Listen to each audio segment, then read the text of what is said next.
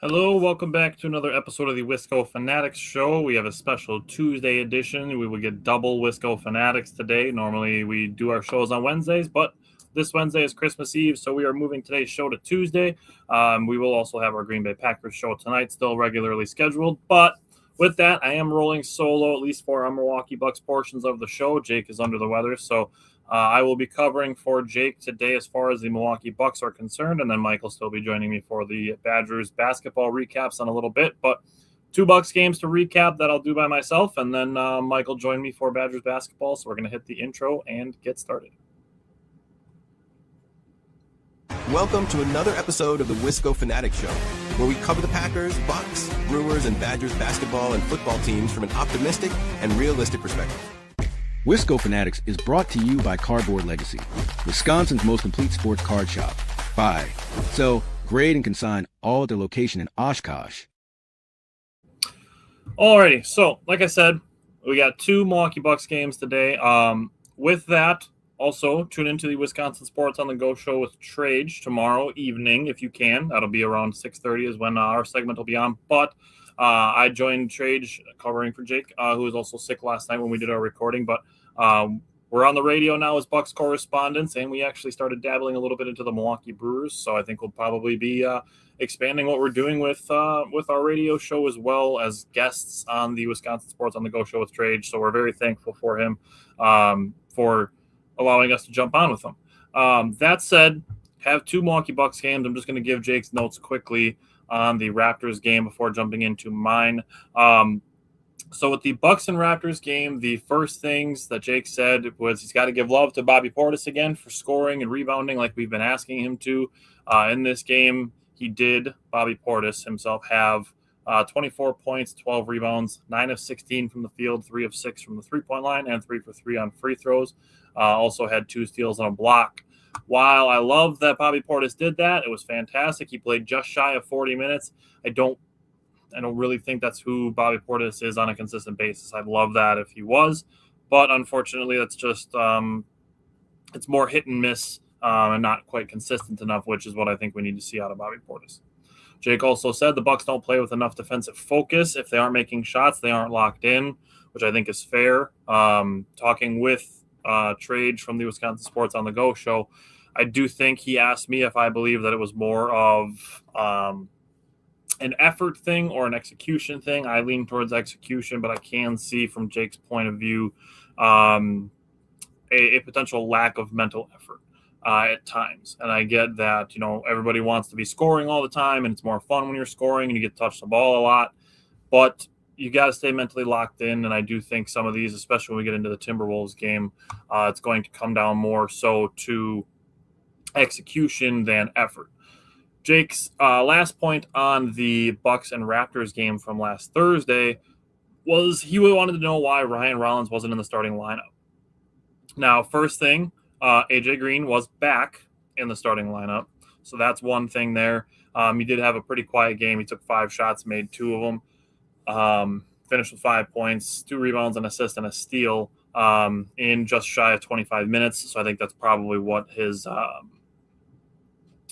minute cap was probably around that 25-minute restriction.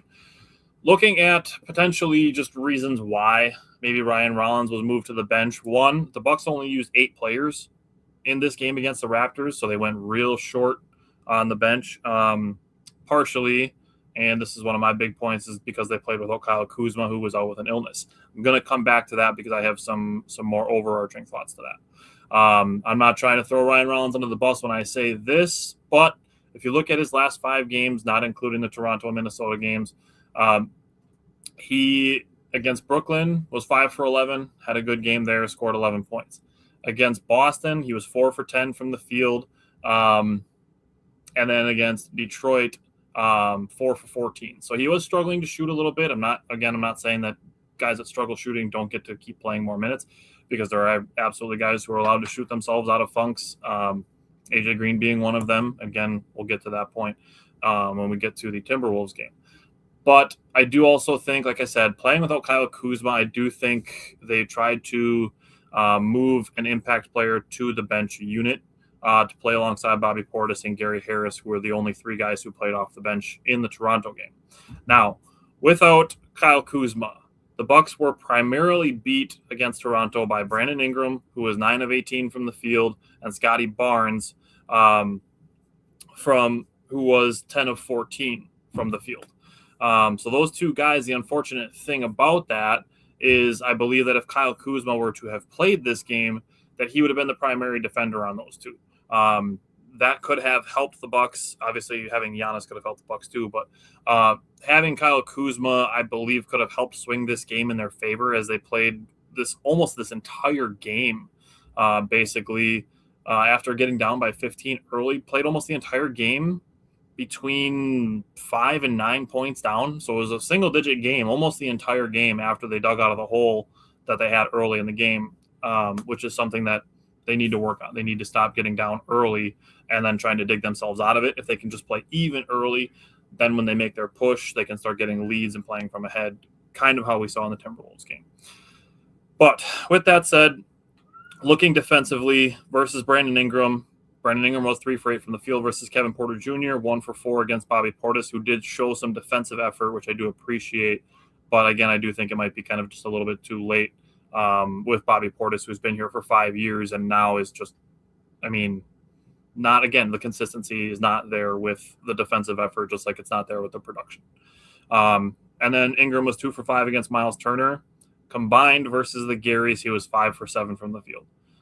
So he's a guy that his MO is to take advantage of smaller defenders, be able to shoot over them, and I would say that Brandon Ingram is comfortably one of the best mid-range shooters in the NBA.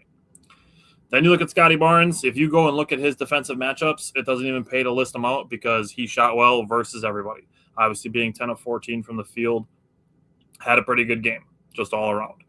So I do wish Kyle Kuzma was available in this game. I think the Bucks losing by 6, I think he could have helped swing this game in their favor.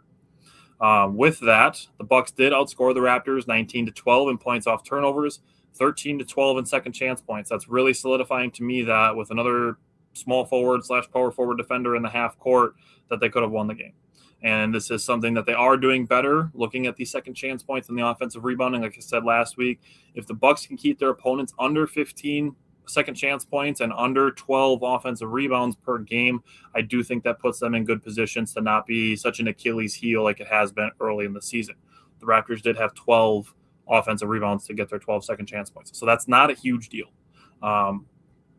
It is good to see Miles Turner in this game was aggressive with his shooting. He did take 14 shots, only made 6 of them for 43%, but he was 4 of 10 from the three-point line, which is 40%. I will take that all day long. That's above average three-point shooting.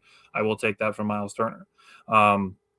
With his aggressive shooting, I do think he can average like 18 points a night. He had 21 points in this game to go with his 6 rebounds and 2 assists. And got to the free throw line, which is another part of being aggressive. But I do think he's a guy who can average 18-ish points a night just by hunting shots when he's open. He doesn't have to force anything, which he's not. I'm not saying he's forcing any of the shots that he's taking, but just being aggressive. And that's something I'm going to talk about actually with another player when we get to the Timberwolves game. I will say the Bucks could have shot better from 2. They had some opportunities to miss some open mid-range. I do also think they had some missed layups, some attempting to draw fouls, which when you look at Gary Trent Jr.'s stat line in this game, it's rough to look at. He was 1 for 8 and 1 for 5 from the three-point line. He's got games where he's trying to be aggressive. He's trying to drive to the basket. He's trying to draw contact. He's trying to get some calls. And I can tell you, I don't remember the last time that Gary Trent Jr. shot a free throw. It's annoying. Like, he's trying, but again, if this guy was wearing number 2 in a blue jersey with some orange accents on it, he'd probably be shooting 8 to 10 free throws a game. But that's just not the reality for Gary Trent Jr. So it's kind of leaving him in a bad spot where he's trying to be aggressive and get to the free throw line, and he's just not getting any calls, which is just the unfortunate reality for the Milwaukee Bucks this season. With that, they were getting some foul shots in the first half. They got 10 out of 12 free throws. The Raptors shot 0, which they were making shots, so there weren't really a lot of opportunities for them to get to the free throw line. But then you look at the second half, Bucks get no more calls. Bucks only shot 4 free throws in the second half.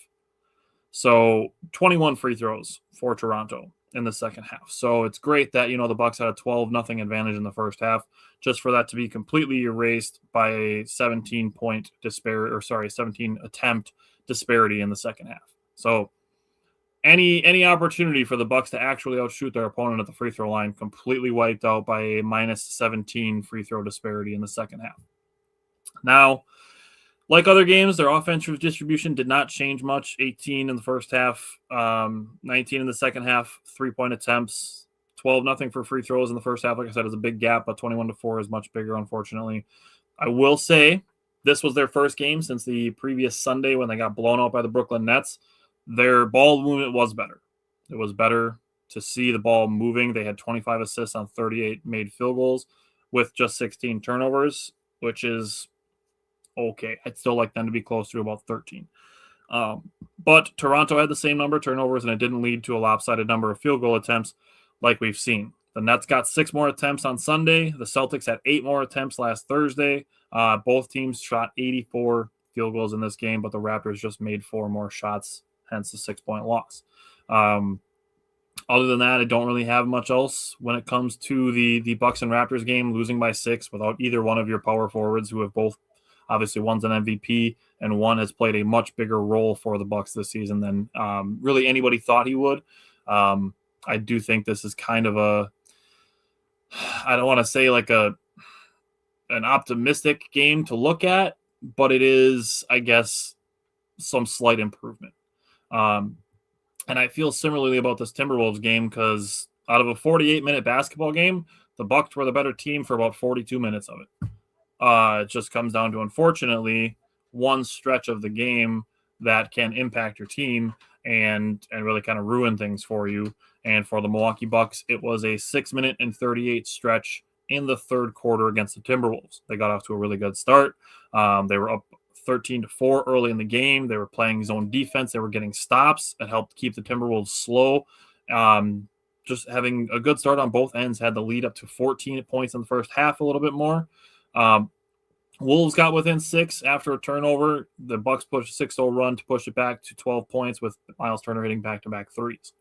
Now, one other point to why Jake asking why is Ryan Rollins moved out of the starting lineup.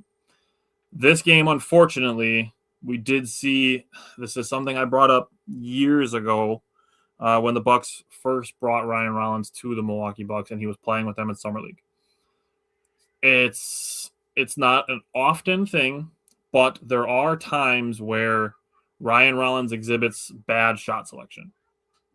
And it reared its head in this game at times, and I'm not saying he's the reason why the Bucks lost. That's absolutely not at all what I'm saying, because there were times where I do actually believe that Ryan Rollins getting downhill helped keep the Bucks afloat, helped break some of the momentum that the Timberwolves had when they were going on their big run in the third quarter.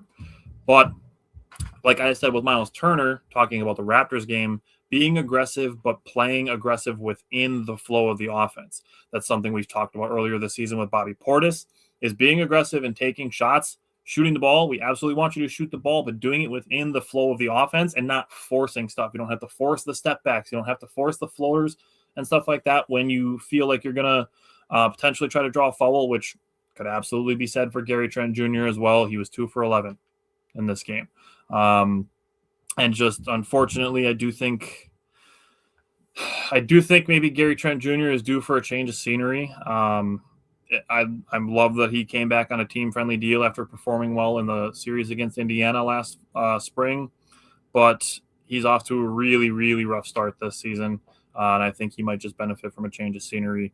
But I have no ill will towards Gary Trent Jr. It's just an unfortunate scenario. With that, looking at the third quarter specifically, the Bucks had a 6-2 start. They got their lead up to 16, and then they started settling for some jump shots. That is what's killed the Bucks a bunch of times this season, is when they start to settle for jump shots, taking the step backs and stuff like that. With that, Timberwolves go on a 10-2 run after a timeout, another 5-0 run. It's a 15-2 run for the Timberwolves. The lead is down to 3. Then the Bucks, their aggressiveness is just gone. Everybody's kind of looking at each other to see who's going Who's going to lead and be like, okay, I'm going to go get us a bucket, and the Bucks run into a shot clock violation, followed by another 3 by the Timberwolves to tie the game. Gary Trent Jr. then in the next possession misses 2 threes. To his credit, he was wide open for both of them. You just got to knock those down. We just need Gary to be knocking those down. We need shooters to be making their open shots. Whether or not Giannis is in the game or not, if you're open, those are the ones we need to make. Gary missed 2 in the same possession, and Timberwolves hit another. And Doc Rivers did the right thing, called a timeout. Bucks got to stop, and then Bobby Portis misses a wide open layup. Goes to try to collect the ball, steps on the baseline while he's trying to corral the ball and get another attempt, and it becomes a turnover. Next time down, Timberwolves get an alley-oop. Bucks were stuck on 68 points for 6 minutes and 38 seconds. It's a really, really rough spot to be in. Obviously, it sucks being 6.5 minutes without any points, and that's where I believe that Ryan Rollins did his best work, helping get downhill, helped get the lid off the basket for the Bucks. They were tied going into the fourth quarter.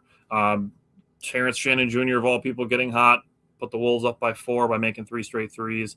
Bucks got down by 5 in a brutal stretch by Bobby Portis. Really unfortunate. Bucks get a stop. He dribbles down in transition, touches the free throw line, and just loses the ball, and it turns into a 3 for the Timberwolves. And then Bobby Portis the next possession. Again, you got to be able to make the wide open ones. Wide open in the corner, misses the 3, and there it is. There is the snowball that has now become too big to roll down the hill anymore. This again, Trage, to his credit, asked me the question, is it an effort thing? Is it an execution thing? Is it a coaching thing?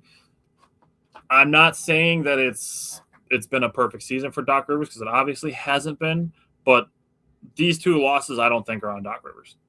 I don't think when people are talking about this, they're like, Doc Rivers needs to be fired today. Like, not because of this game. There's other games, and maybe you look at some of the scheme issues and stuff like that. Like, sure. But the third quarter, that's execution. That's guys settling. Doc Rivers called the timeouts when he should have, when the momentum was building for the Timberwolves. He did what he's supposed to. He can't go out there and put the ball in the basket for guys. He did that back in the day when they wore super short shorts.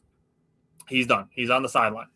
He can't put the ball in the basket for the players. The players need to go and put the ball in the basket. They need to be aggressive, and they need to do the stuff that they did in the first half.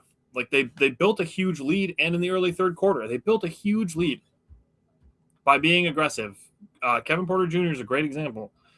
Getting downhill, attacking the basket. Kyle Kuzma, same thing. He only has 5 field goal attempts. If you look at his box score, shot 8 free throws. By getting to the free throw line, by being aggressive. Those are the things that are important. That's how you build just essentially, I don't want to say rapport, because like you're not trying to be buddies with the refs, but that's how you get yourself to the free throw line effectively, is by being aggressive the whole game and setting the tone. The Bucks, I will say, again, they lost this game by 3 points. They lost both of these games combined by 9 points. They were spacing better. The pick and roll, the pick and pop were working effectively. The ball movement was better than the last handful of games coming into this week. And the Bucks were playing well downhill. They got into bonus early in the second quarter and then stayed aggressive. The first half free throws, I was like, oh, okay, this game kind of feels like the Bucks are getting a lot of free throws, getting the free throw line a lot. Shot 16 free throws, made 14. And then I look at the Timberwolves. They also made 14 free throws in the first half, but they had attempted 21. Second half, the Bucks did get 4 more free throws to the 2 free throws for the Timberwolves, but they did a good job. The first half was really, really good. They were beating a good team. They were up by double digits on a good team. It's like, okay, cool. We're going to have, a loss to talk about, but then a good win over a Timberwolves team to talk about. And, to Jake's credit, the Bucks rebounded better. They actually out-rebounded the Timberwolves 51-46 in this game. Kept Minnesota under those 12 offensive rebounds that I was talking about. They had 11 and kept them under 15 points for second chance points. They only had 10. This was, the big thing for me with this game, 13-45 on threes. That's 28.9%, which is woof. You look at AJ Green, who was 1 of 8. This is one of his worst games in his career. I will say he is on his second game back from returning from a shoulder injury. So I will give him some time to kind of get back from that. And then Gary Trent Jr., like I said, maybe a benefit of a change of scenery. He was 2 for 7 from the 3-point line. And then the other thing that killed the Bucks is live ball turnovers, especially when you're in transition. Because like I said, the Bucks' zone defense, I think it did good. I think they were good with it. They got stops with it. They slowed Timberwolves' offense down.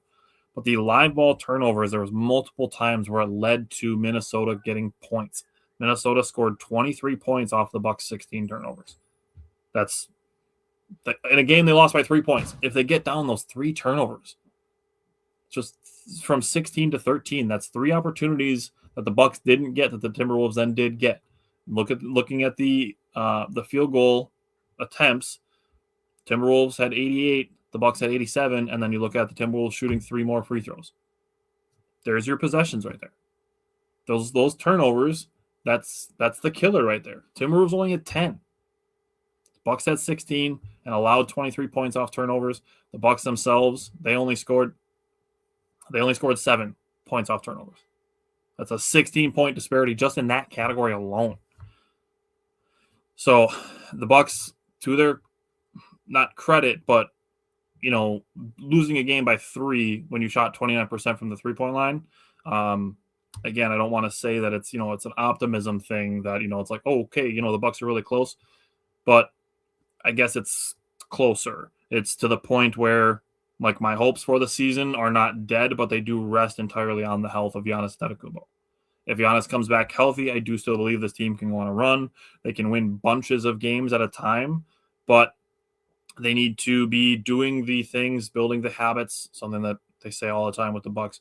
They need to be building the habits that they're going to need with Giannis back now. And I think a lot of these guys are doing that. So again, I'm not saying that, we need to be excited about the Bucks losing games because I'm obviously not excited about it, but I do think the building blocks are there for what they want to do. And then obviously, as trade season heats up, John Horst is going to be aggressive. He's going to build around Giannis, not get rid of Giannis, which is going to be the right thing to do. You don't trade generational players. So we'll see. The Milwaukee Bucks, they do play again tonight against the Indiana Pacers. That is what I would say is pretty much a must-win. Even without Giannis, which obviously, playing without Giannis, not everything is a guaranteed win, but tonight I think is a must-win for the Bucks. Other than that, they play Friday at the Memphis Grizzlies. This is part of a 5-game road trip. They play Saturday at Chicago, Monday at Charlotte. The Bucks do have a back-to-back on Friday and Saturday with 3 of those road games, plus tonight being the 4th road game. Looking at it, Grizzlies, Bulls, Hornets, if these guys can win at least 2 of those, if they could win all 3, that would be fantastic because I think we're looking at potentially Giannis coming back sometime around this time next week, maybe next week, Tuesday or Wednesday. So maybe our New Year's present will be getting Giannis back, which would be great. So other than that, Jake didn't really have much on the Timberwolves game. He said they played so much better. This was one where this was their 1 game a week where it seems like they played super hard on both ends of the court. Ball movement was just really good. It didn't get shown on the stat sheet because they missed so many open jumpers. But you compete like that, you wouldn't have the record you have, which I agree. I definitely think there were some games that could have been improved with some better effort. So with that, I'm going to switch over to Badgers basketball. We're going to bring in Mike, so I will have somebody on screen with me now, and switch to the Badgers loss against Villanova. And I will start. I'm just going to start with Jake's notes from the Badgers and Villanova game because he doesn't have a whole lot with covering the bigs, but I'm just glad I got something from him. So, Mike, we can always fill in a little bit, but Jake's notes said that Austin Rapp almost seems like a lost cause. He's 0 impact right now. He's not scoring efficiently, and we can't keep anyone in front of him. So, going to have a very big contrast on Austin Rapp in these 2 games. Yeah. So we can put a pin in Austin Rapp, thankfully, and we'll come back to him. And then Jake said with Nolan Winter, he's trying, and it almost seems like he feels like the only guy who cares, but he can't battle down low alone, which I do agree with. Nolan Winter, and then after this game, the Badgers lose, and Nolan Winter is crying in the post game, saying, you can see that he cares. So that I guess is somewhat reassuring that it's not like, oh, Nolan Winter is just here and the Badgers are losing, so we have to worry about if he's going to transfer in the offseason. He seems like a guy who genuinely cares, genuinely wants to be here, genuinely wants to put a good team on the floor for Badgers fans. So I do appreciate that. I don't know if you have any thoughts that you want to throw out there on the bigs. No, I mean, you summed it up perfectly in my view. You see that he's playing outstanding lately. I mean, given, yes, we're not winning every game, but just looking at this, stat line alone, goes for 23 points, 9 of 12 shooting, 4 6 from 3. We're finally starting to see once he catches that ball at the top of the key, because at the beginning of the year he kind of struggled a little bit to get a little hot. Now when you're playing, and he's doing it against good competition clearly too, which is a very, very good sign. But no, I mean, he goes for 23 and 11 against a team like Villanova. I mean, that's very good sign. No, I mean, once you just see a guy who gives a shit at the end of the day, right? And is proud to wear the Wisconsin logo, which, as you know, in today's age, and this goes for any sport really, whether it's getting guys through the portal or whatnot, it's really nice to see. It's kind of a breath of fresh air, I guess you could say, in terms of seeing kids that truly, truly want to play for the school itself and not just collect that paycheck. So, when I watch that after the game, I mean, I as a fan, you can't help but be grateful for having a kid like that on your team. Yep. Yeah. Looking at the other bigs, I mean, looking at Alexis Biliauskas, he played 28 minutes, had 2 points. Need a little bit more efficiency out of him, I would say, but 6 rebounds and assists, 3 turnovers is a little rough, and had a block. I do still think he presents a better opportunity for the Badgers defensively and in the rebounding game than Austin Rapp does. I mean, I guess we're really looking at Nolan Winter to kind of carry the front court. Yeah. Looking at the wings, John Blackwell was 5 of 14 from the field. Obviously, as we know, going into the Central Michigan game, he's dealing with some nagging injuries. I'm still wondering if it's potentially the shoulder/elbow injury that he had from the week before when he got illegally screened and had a bad game against Nebraska. But again, he was 2 for 5 from the 3-point line, which is good. 2 for 3 from the free throw line, which is okay. I'd just like to see him play with a little more aggressiveness and shoot like 7 to 10 free throws a game. And something that's been a trend, unfortunately, the last week and a half, only 1 rebound in 38 minutes. 1 assist in 38 minutes to go with 3 turnovers. Mm-hmm. So guys finding ways to being able to turn over the ball, but not being able to find ways to put the ball into the guys' hands that they play with, or go and grab rebounds. Like, you look at the rebounding totals in this game, Nolan Winter had 11, Biliauskas had 6, and Andrew Rohde, the next guy I'm going to get to, had 4. Boyd, the point guard, had 5, and 2 guys off the bench who played 8 and 13 minutes had 2 apiece, and John Blackwell had 1 in 38 minutes. Mm-hmm. I think it was last week, Rohde played like 28 minutes. He had 1 rebound in a game. You brought up Janicki playing something like 25 minutes in a game last week and having 0 rebounds. Like, yeah, go join the bigs down there. Go help them out a little bit on the rebounding. Andrew Rohde, this game, I will say, was a little bit better. He was 2 for 4, had 2 for 3 from the 3, made 2 of the 3s, had 6 points. He grabbed some rebounds. He had 4 this game. That's good. He had 3 assists, which is also good. But like John Blackwell, I'd like to see him be a little more aggressive.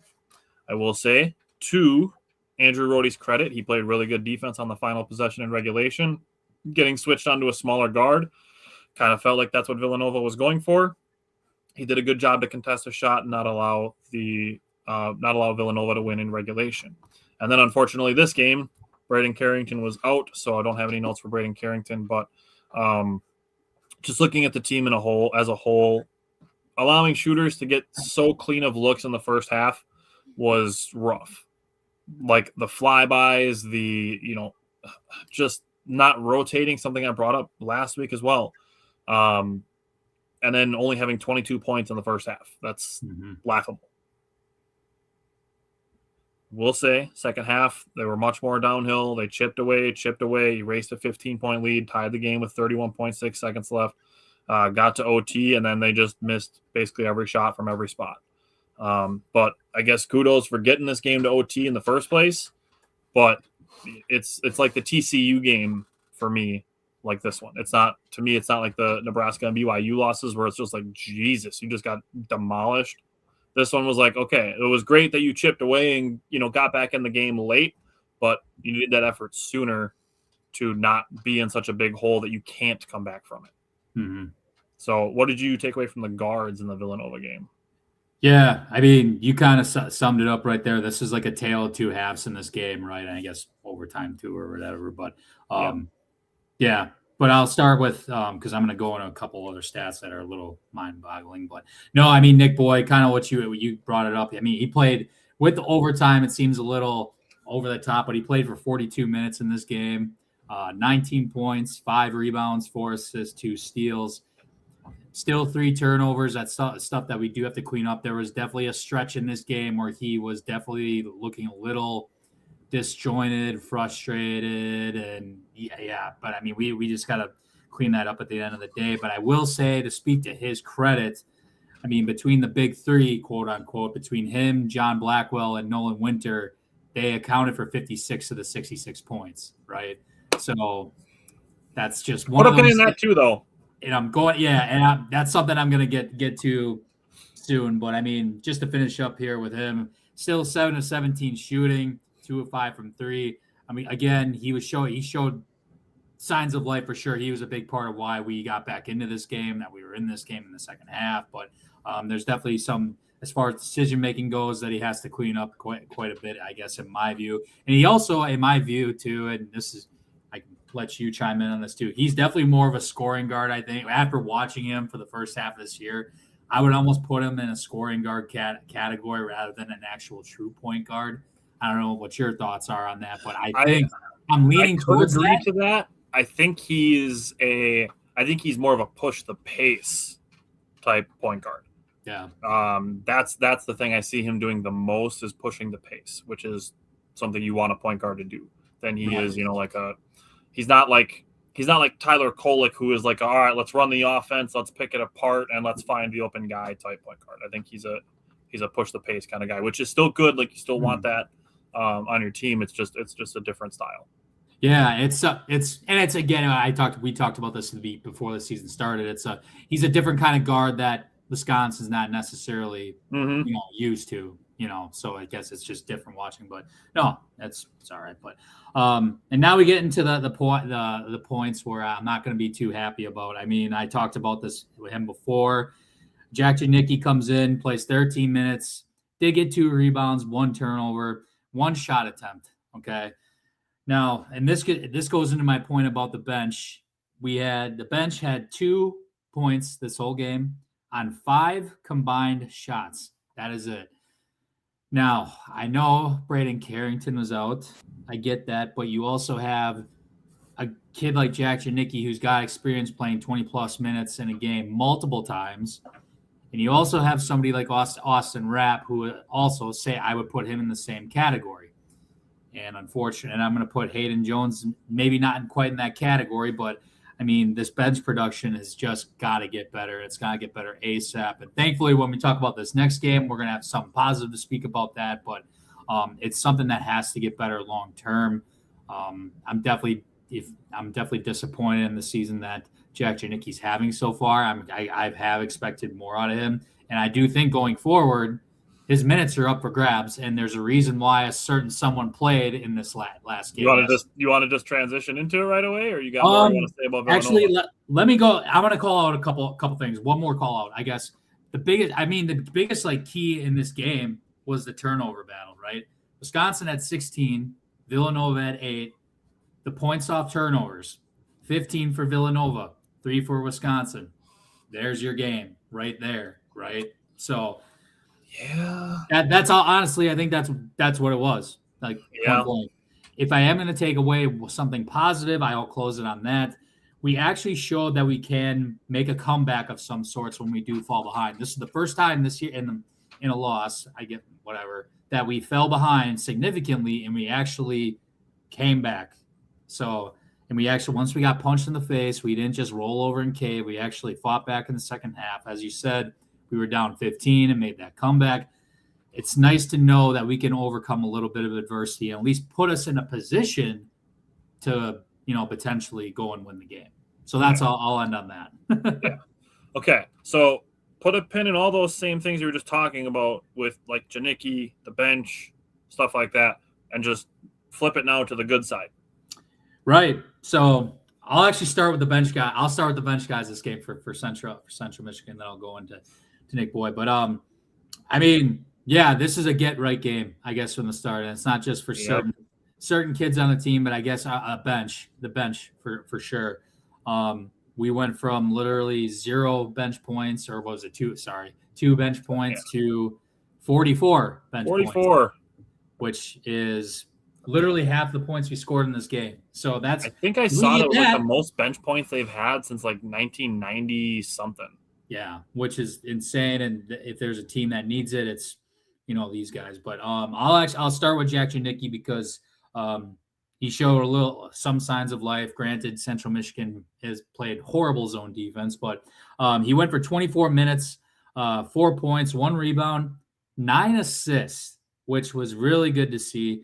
At the end of the day, if you can't make shots, you got to find other ways to be a part of the game. And contributing from an assist standpoint or playing defense is the best way to do it. So no, I mean, his biggest, part of this game was he excelled playing in the middle while Central Michigan was running that 2-3 zone defense on us. A very piss poor one, mind you. But, we took in this game too, the biggest difference was we took the shots that were like given to us. We didn't force anything, right? That was another part in the game against Nova that I was going to point out. I thought guys were also passing up on shots in that game in comparison to this one. No, Jack Janicki put guys in good spots. I mean, he set up Zach Kinzinger for one of his 3-point buckets and vice versa, as you called that. First 3-point bucket. But no, we needed this get bad for bench players. And I'll go into Zach Kinzinger, 13 minutes, 6 points, 2 of 4 from 3, 1 rebound, 2 assists. First points as a Badger. My first impressions of him, since this is his first game, he looks like he belongs out there too. You saw him at times also not just become a shooting guard, but he brought the ball down too. And the way he was handling it, I was very impressed. He looked like he could, take on some pressure if he has to play the one at some point. I would be willing to at least give him a shot to see what else he can bring because he looked like he belongs out there. That was the biggest takeaway out of all of this. I always had a hunch in the back of my head that he would be from the start, but and the guys after the game, both Braden Carrington and Austin Rapp, because they're in the presser, they said that he's been quote unquote cooking us in practice for a while now. So they see it every day in practice. So that was good. Coach Guard raved about him after the game as well. Quote unquote, he's never had a bad day in practice. And, he's just been consistent throughout the whole, time behind the scenes. So, and then I'll go into Hayden Jones real quick. He made his first career start for the Badgers due to the absence of John Blackwell. 24 minutes, 6 points, 4 rebounds. Did okay. He did have 2 turnovers, but he did have some nice moments. He had a nice drive to the baseline for an and one finish. I think that was right in the second half, I believe. And his first bucket was actually off an awesome 2-hand dunk off a pass from Alexis Bielauskas. Actually, we missed that due to stupid TV. I was like, oh, I heard that happen. I'm like, and then they never showed a replay of it either. So I was like, well. Yeah. So, no, I watched that in the highlights the next day. It actually looked pretty sick. So, shout out to Hayden on his first career start. And then going to Nick Boyd, kind of a quiet day for his standards, but hey, that's okay. This is a get-right game for a lot of other guys. He played 25 minutes, 12 points, 4 rebounds, 1 assist only, and 1 turnover, 3 of 8 shooting, 0 of 3 from 3. I would like to see him get more in that assist category, maybe have a couple more on average going forward, I guess. That's the one call-out, but ultimately this game belonged to the bench, and it was something that was much needed because we are going to need these guys going forward. And I guess quickly, long-term, where's now that you played the kid, where is Zach Kinzinger going to fit in this rotation? You can't just play him against Central Michigan and not play him the rest of the year. Yeah. So I think I personally think that if he keeps playing the way he's playing, I think he might take away some minutes from Jack Janicki. I think the way it's trending, because right now, at least going, and again, it's a small sample size playing against Central Michigan, but I thought, he was more useful, out there. He looked like he belonged. That was, again, the biggest takeaway. And I don't know. I'll let you. If you have any thoughts on that, I'll let you chime in. But to me, he looks like he belongs out there, And he's obviously going to be a part of the rotation because otherwise you would not play him in the middle of the year like this against Central Michigan, just burn your red shirt like that. So I do agree with you. I do think if there's anybody's minutes that he's taking for sure, it's Jack Janicki's. Now, the thing that is, you look at this game and Jack Janicki played well. And there's one super big thing that you see if you look at the box score and you're like, oh, damn, Jack Janicki had 9 assists? And it's like, okay, so leading the team in assists, which is great, but this is one game and it's against Central Michigan. So I think, obviously John Blackwell being out, I think played a part in there being minutes available. And obviously that's why Hayden Jones started. He played 24 minutes. I think it's going to be kind of a game-by-game basis, if I'm being honest with you. And I do think that there's opportunities for Kinziger to win more minutes outside of where we see it happening in the games, and that's going to be in practices. But looking at this game specifically, Janicki playing 24 minutes, Kinziger playing 13. Let's just say that there's 30 minutes to split between the two of them. I do still think it's going to be for at least a little bit, like 2/3 Janicki, 1/3 Kinziger. But I think as the year goes on, we might start to see it even out. And then I wouldn't be shocked if Kinziger ends up winning more minutes if he keeps playing the way that he did. And I said this to you as it was happening during the game last night.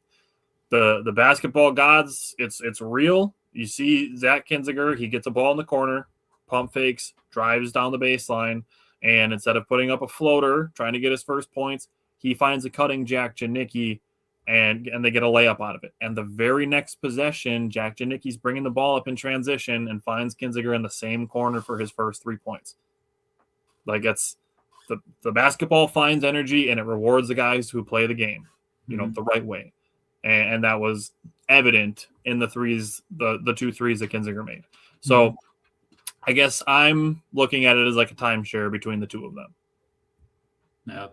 No, it's a good assessment. It really is. I'm looking forward to seeing how that pans out because, again, you're not playing a kid midway through the season like this against a god-awful Central Michigan team. If you think he's going to be a part of this team yet this year, there's a reason why they played him. They're not going to sit him the rest of the year now. So.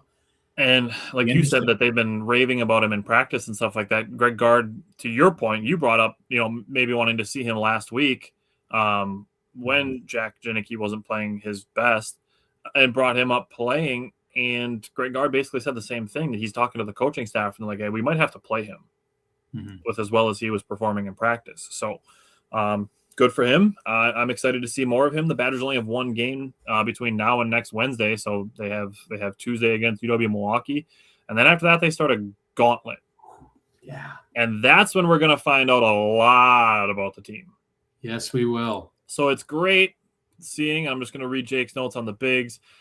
This being the game where Jake said that Austin Rapp was the player we all thought he could be, obviously versus a lower competition, but a step in the right direction. He played good enough defense and did a good job of mixing up his shot selection.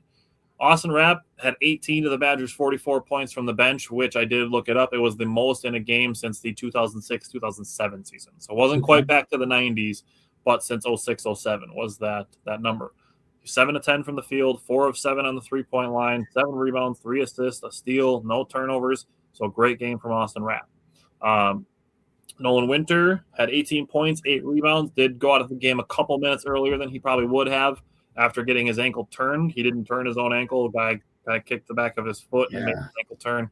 The good part about that is he was watching the rest of the game from the tunnel, so couldn't have been hurting too bad if he was standing there watching, and it did sound like, based on what we heard today, that he should be fine, that he expects to be fine. So I would expect that we see Nolan Winter next week against UW-Milwaukee.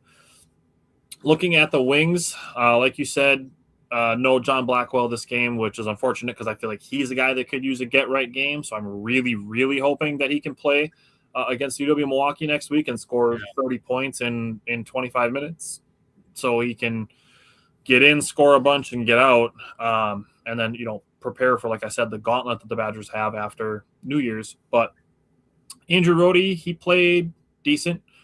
He helped break the press, did have a couple bad turnovers, including one that almost gave up an easy bucket right before halftime, but had 5 points, 3 rebounds, 3 assists. And then Braden Carrington. This guy should be playing more than 9 minutes. He only got 9? 9 minutes is what he's got. Now I will say he was out in the Villanova game, so there's a potential of him being on like a minutes restriction. But he's got to be playing more. His first bucket was a kick out. He had a pump fake, 1 dribble reset, hit a 3 for his first shot. Catch and shoot for his second shot. Cashes it. Playing really good on-ball defense. Blocked a shot to help force a shot clock violation. He made 3 threes. He was 3 of 6 from the field, 3 of 6 from the three-point line. Had 9 points, 2 rebounds, and a block. He does good things when he's out there. I haven't seen any like bad habit type stuff from him. I haven't seen like some horrible shot selection. I haven't seen him like lose track of guys on defense very often, if at all. And he's good on the ball on defense. And he's long and athletic. So, like, I want to see more Braden Carrington. And, if it comes back to it that Austin Rapp, this was just a game where they played Central Michigan and that's where he goes off, and they get into points where they need better defensive guys out there, I want to see more Braden Carrington. And like I said, it is possible that his minutes were limited because he was coming back from his injury. I'm thinking so. I'm pretty positive. I would think for sure. My other notes from this game, Badgers dominated the rebounding battle. They won the rebounding 37-21 total and 8-2 in offensive rebounding. And I will say the biggest thing for me this game was better ball movement and better off-ball movement. Mm-hmm. Way more guys cutting to the basket, diving to the basket. They were locked in against Central Michigan's zone and playing against that correctly and moving around well. And the passing was great. The Badgers had 25 assists on 29 made field goals. That is awesome. Can't get much better than that. You really can't, because you figure some of those unassisted baskets are in transition, mm-hmm. and then just the occasional dribble pull up or drive and scoop. But with that, I mean, the Badgers had a few too many turnovers in the first half. 7 first half turnovers. If you take away probably, even say 2 or 3 of those and make a couple more of your free throws, I think the Badgers easily could have been up 20 plus at halftime. Yeah. And they did correct it. They only turned the ball over twice in the second half, which is great.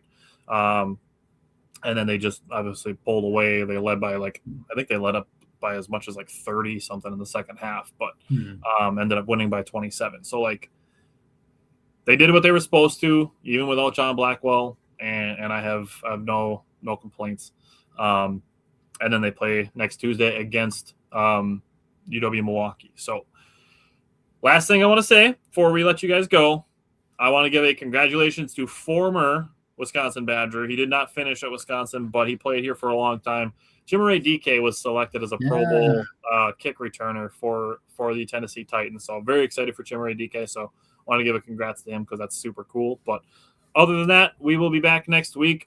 In addition to us having our Badgers versus Panthers recap, we are also going to have transfer portal targets for the Milwaukee, or not the, I keep saying Milwaukee because it's the Milwaukee Panthers. For the Wisconsin Badgers football team, we're going to have transfer targets for the offensive line, running backs, quarterbacks, wide receivers, DBs, D-line. We're going to have a bunch of guys to highlight for potential transfer targets because the transfer portal window opens up on January 2nd, which is the following Friday. So we're going to have some portal targets with that. And then we're also going to join Scary Alvarez next Monday on his podcast to talk about some of the same types of stuff. So tune into that as well. Scary does really good stuff with the Badgers-related content, and then we're going to have ours next week. So hopefully Jake is recovered well enough to join the show next Wednesday. But other than that, everybody have a good Christmas, and tune in for our Packer show tonight, and we'll see you guys next week. Merry Christmas. Yeah, have a good one, Mike. Yep, later.